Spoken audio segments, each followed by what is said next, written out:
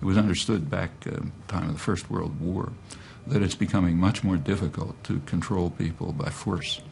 The popular struggles have led to the development of unions, parliamentary labor party, franchise extended, and so on. And coercion is just not going to work by force. So therefore you have to control thought. It's very striking that the contemporary systems of thought control, which are highly developed, very self-conscious, so leaders talk all about it, they come from England and the United States.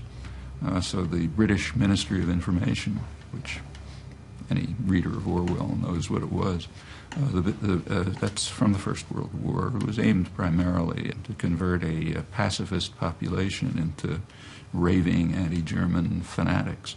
And it worked, and it impressed people. It impressed the business world. That's the origins of the modern public relations industry. It impressed American intellectuals who developed the conception of what they called manufacture of consent, control of thought.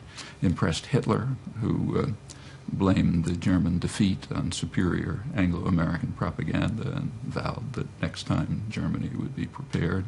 And it has led in England and the United States primarily, England secondarily, to huge industries devoted to control of thought and attitudes, because you cannot control people by force.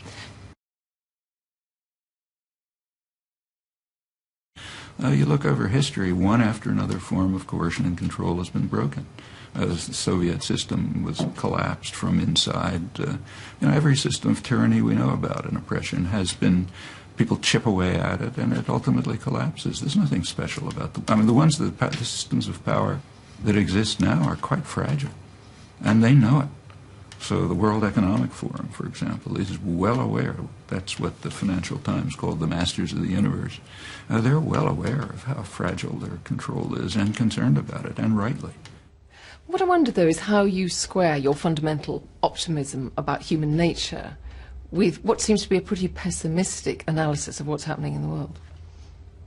A famous phrase that was borrowed by Gramsci, and that we should have pessimism of the intellect and optimism of the will.